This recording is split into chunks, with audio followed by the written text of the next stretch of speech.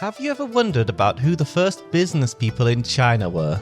Of course, it wasn't Wall Street bankers with fancy suits, and it wasn't factory owners or even landlords. It was cows. But not just any cows, it was the humble ox. Or, more accurately, it was the people who owned the oxen.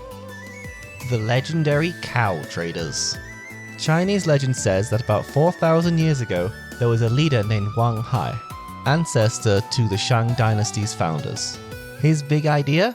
Forget horses. Horses are fast, sure, but they eat too much and carry far too little. Instead, use ox carts. Slower, yes, but cheaper and able to haul way more goods. So Wang Hai basically invented a mobile shop. Picture this, giant ox carts full of goods, rumbling from village to village. No online orders, no delivery in 2 days. They just showed up and shouted, "Hey, we've got stuff. Want some?"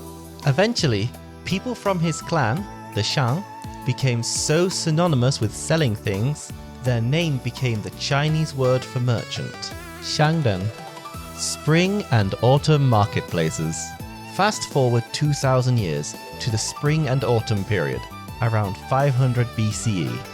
By then, China had real markets. Imagine ancient shopping malls, but outdoors. Food stalls, handicrafts, noisy crowds, and of course, taxes. One minister named Yan Yung lived next to the busiest market district in his city. People asked him, "You're a VIP. Why live in such a noisy, smelly place?" But Yan Yung said, "Are you kidding? It's perfect. If I run out of soy sauce..." soy sauce wasn't invented yet. "Out of salt, I can buy it in 5 minutes." Basically, he was the ancient version of "I only live here because there's a Walmart next door." The rise of pop-up markets.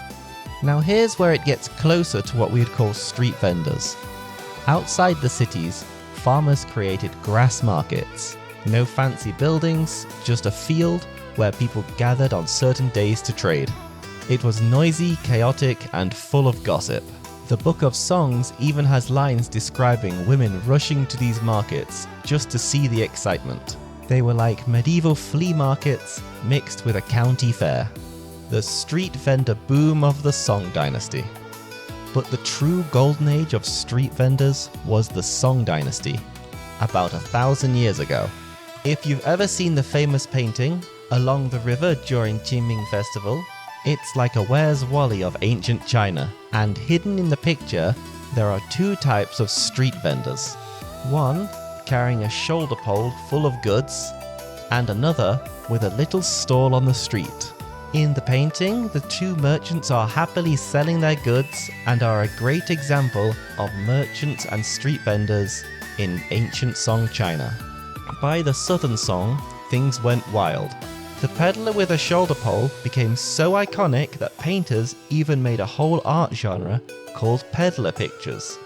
Imagine if people today painted portraits of ice cream truck drivers. It might seem strange to us, but it was definitely very popular. The bigger picture.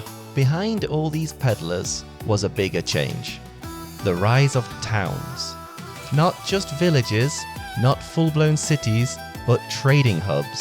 And these trading hubs came about because of an ancient process that started with cows, evolved into markets, street vendors, and then finally towns.